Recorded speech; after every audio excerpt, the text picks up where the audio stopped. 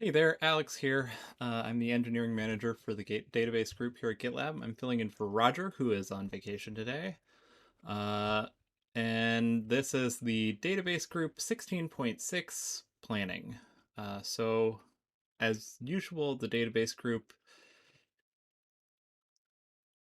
uh, sorry, we are operating at full capacity, though keep in mind our capacity is typically half consumed by unplanned work. So, just something to keep in mind.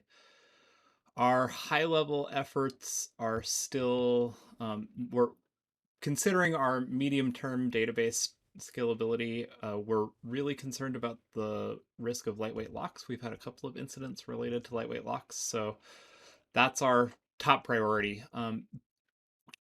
We're working on a variety of different tactics. Our biggest tactic for the first iteration of this is going to be removing indexes, redundant indexes on tables with very frequent queries. Primarily the namespaces table, though I suspect we'll also start looking at the users table pretty soon. Um, we're also still pursuing. So for why, let's talk about the why on that. Sorry, I was going to get ahead of myself a little bit there.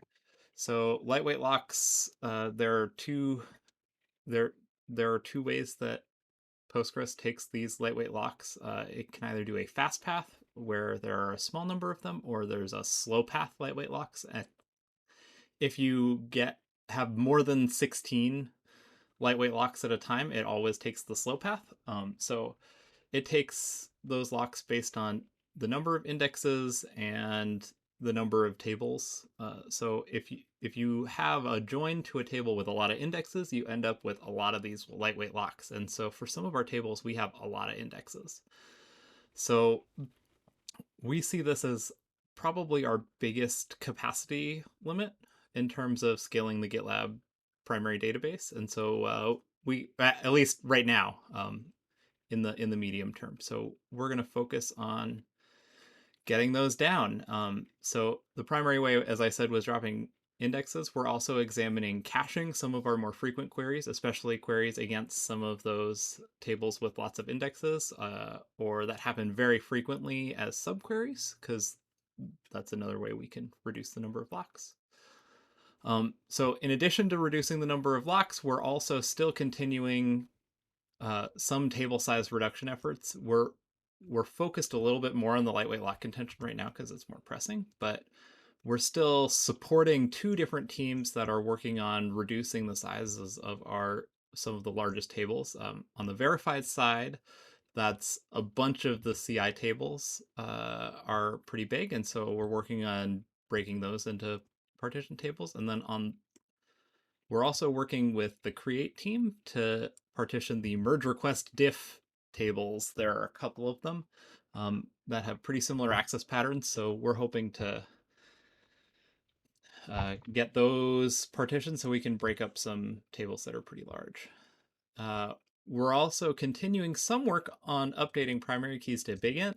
We've taken care of the main ones we were worried about, though there is some follow-up for one of them for self-managed instances. Our primary focus now is actually working with the CI team to make sure uh, their tables have appropriate uh, ID columns, but also we expanded our monitoring as a part of our last effort, and that monitoring now picks up uh, things other than primary keys that may be subject to integer saturation. And yeah, so we're taking care of some of those on the CI side. And by we, I mean we are supporting the CI team through updated helpers and um, general support while they tackle that. We're also continuing work on automated database testing. While we're still hoping eventually to provide a diff of added queries um, as a and provide analysis on those queries as an intermediate step, we're actually going to shift our focus to identify uh, queries more in bulk rather than looking at a diff. So the first iteration of that is identifying queries in the code base that don't have a partition key in them, and we actually can detect that pretty easily because we record a simple.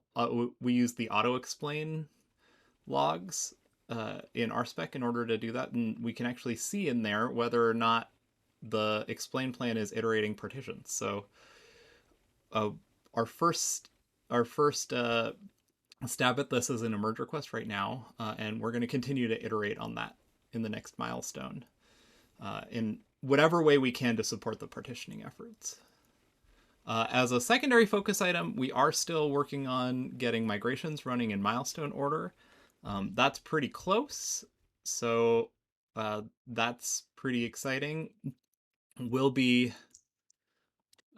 we're hoping that that work will get released as a part of 16.6. So, and as sorry, background on what's happening there, we believe that this will improve the upgrade experience for our self-managed customers in two different ways. First, it will make their migration execution consistent with for customers who jump more than one milestone at a time, which is to say, a minor version. Uh, they'll execute their migrations in an order that's the same as someone doing a zero downtime upgrade. So it'll be, say, someone's upgrading from 16.5 to 16.8, right? And whereas before it would migrate all of those together just in the whatever version number gets committed and generated as a part of the Rails code. Instead, it's going to run those. It's going to look at, okay, 16.5 regular migrations, run those, and then it'll look at 16.5 post migrations and run those, and then it'll look at 16.6, and then it'll look at 16.7, and it will alternate between pre and post migrations for each one. And that's exactly the same way our zero downtime customers operate, and it's more like how GitLab.com operates. So we think it'll reduce some of our errors there, but additionally, it'll have another advantage for those customers who are jumping milestones. It will leave their code, their installation in a state where they're still compatible with a version. Part of the problem with the jumbled up migrations is it's not necessarily clear which version a customer may still be compatible with. Like if the version numbers are too far off. So this will actually give them the ability to stay where they are in the case of a failed migration, or move to a different package but without having to run additional migrations. So that should be pretty neat, and it should alleviate uh, customers who it should cause some relief for customers who occasionally find themselves in a position where they want to downgrade. So yeah, um, that's pretty much everything. For folks who follow us regularly, you'll see there were some themes here, but really the lightweight lock contention is our primary goal this milestone, and trying to make sure that we're taking care of that. Anyway, so this has been the database group 16.6 planning, and thank you for your time. Bye.